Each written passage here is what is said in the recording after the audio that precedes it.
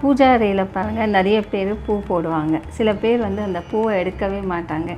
2 நாளைக்கும் அது அப்படியே ரொம்ப ட்ரை ஆகிட்டு இருக்கும். அந்த மாதிரி இருந்தால் கஷ்டங்கள் அதிகரிக்கும். பூவை வந்து நீங்கள் ஒரு நாள் தான் நீங்கள் மங்கள கிரகமாக அடுத்த நாள் நல்லா இருந்தால் சாயங்காலமாக மாற்றுங்க. மறுநாள் சாயங்காலமாக அந்த பூவெல்லாம் எடுத்துட்டு நீங்கள் விளக்கேற்றி பூஜை செய்யலாம். பூவே இல்லைன்னா கூட பரவாயில்ல, உங்களுக்கு தீபம் ஏற்றி நீங்கள் பிரார்த்தனை பூஜைகள் செய்யலாம். சில பேர் வந்து நெய்வேத்தியம் செய்வாங்க. நெய்வேத்தியம் செய்யும்போது நீங்கள் யூஸ் பண்ண தினசரி யூஸ் பண்ண பாத்திரத்துலேயே வந்து நெய்வேத்தியம் செய்வாங்க. அது ரொம்ப தப்புங்க. சுவாமிக்குன்னு சொல்லிட்டு நீங்கள் தனியாக பாத்திரம் வச்சுக்கணும். ஏன்னா நிறைய பேர் வந்து அப்படி தான் செஞ்சுட்டு இருக்காங்க. இப்போ சுவாமிக்கு நம்ம பிரசாதம் செய்யும் போது தனியாக பாத்திரம் வச்சுருப்பாங்க, நான்வெஜ் செய்யறதுக்குன்னு தனியாக வச்சுருப்பாங்க, தினசரி உபயோகம் செய்யறதுக்குன்னு தனியாக